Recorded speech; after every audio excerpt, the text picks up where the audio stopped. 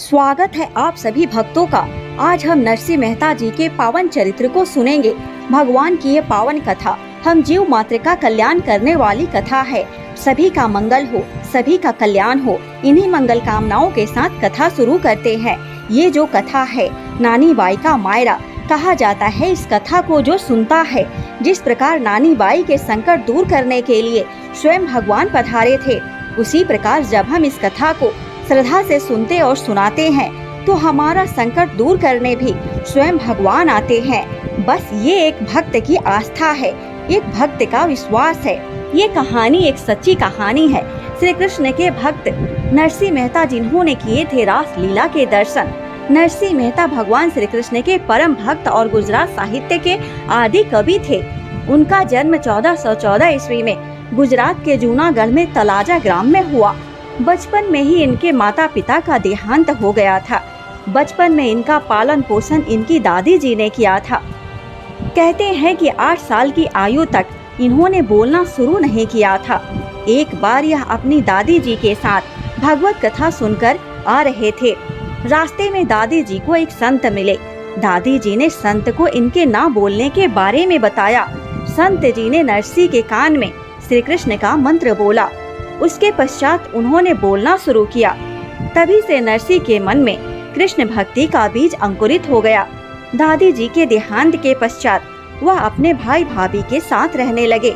नरसिंह मेहता अधिक समय साधु संतों संग भजन कीर्तन में बिताते थे। घर के काम में ज्यादा हाथ नहीं बटाते थे। उनकी भाभी बहुत कठोर स्वभाव की थी। एक दिन उन्होंने ताना मारा कि तुम्हारी भक्ति इतनी ही सच्ची है तो भगवान से मिलकर आओ। भाभी की बात नरसिंह मेहता के मन को लग गई और वह घर बार छोड़कर दूर जंगल में चले गए।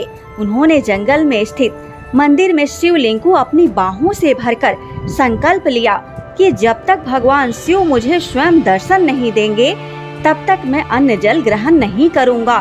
अपने इस संकल्प पर अडिग रहते हुए उन्होंने 7 दिन तक भोजन ग्रहण नहीं किया और भगवान का स्मरण करते रहे। भगवान शिव उसकी भक्ति से प्रसन्न हो गए और उन्हें दर्शन देकर वर मांगने के लिए कहा। नरसिंह मेहता ने कहा कि प्रभु, यदि आप मुझे कुछ देना चाहते हैं तो अपनी सबसे प्रिय वस्तु मुझे दें। भगवान शिव उसकी बात सुनकर बहुत प्रसन्न हुए और कृष्ण प्रेम प्रदान किया। वह उसे अपने समान सुंदर सखी स्वरूप देकर श्री कृष्ण के गोलोक स्थित वृंदावन ले गए। उन्होंने नरसिंह सखी को रास लीला में मसाल दिखाने की सेवा दी।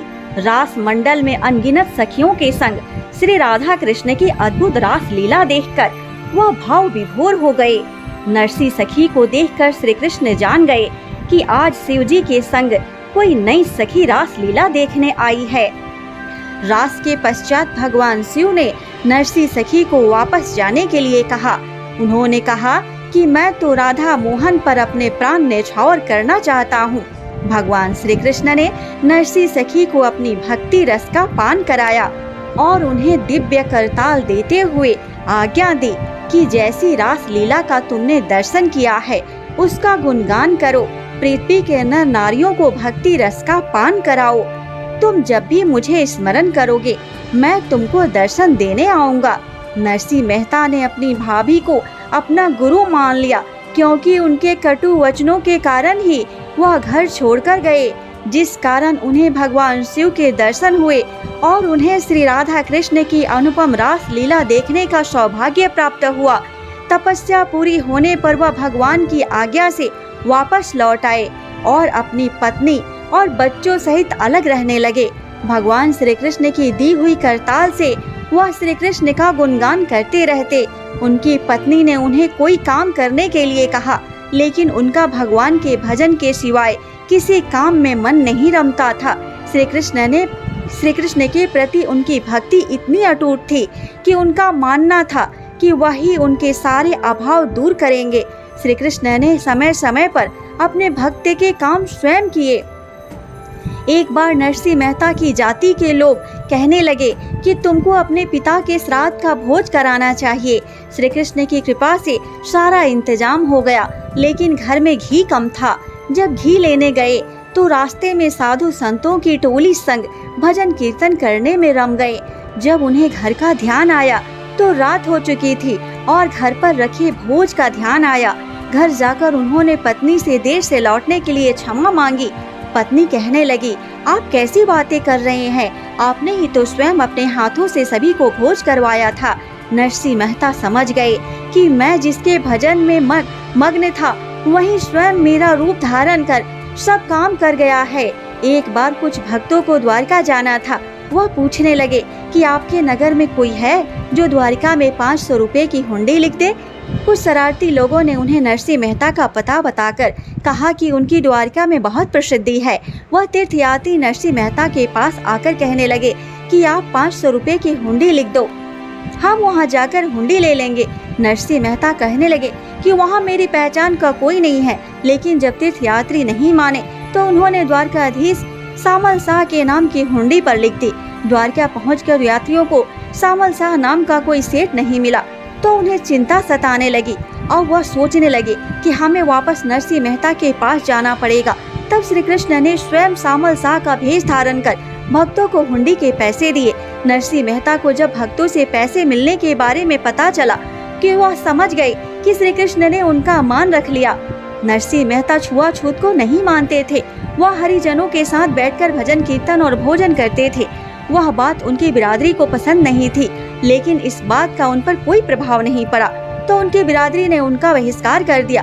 नरसिंह मेहता का मानना था कि वैष्णव जंतु तेने कहिए, जे पीर पराई जाने रे, पर दुखे उपकार करे तो ये मन अभिमान न आने रे। नरसिंह मेहता की पुत्री नानी की पुत्री सुलोचना का विवाह तय हुआ तो नानी बाई के ससुराल वालों के मन में शंका थी कि इसके पिता गरीब हैं, इसलिए वह शादी का भात नहीं भर पाएंगे। लेकिन उनके ससुराल वालों ने शादी के सामान की एक लंबी लिस्ट बनाकर भेज दी।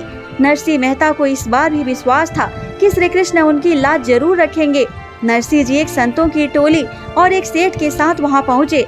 ऐसा मायरा इससे पहले कभी किसी ने नहीं देखा था और न सुना था। कहते हैं कि नानी बाई के ससुराल वालों के सामने 12 घंटे तक स्वर्ण मुद्राओं की वर्षा होती रही।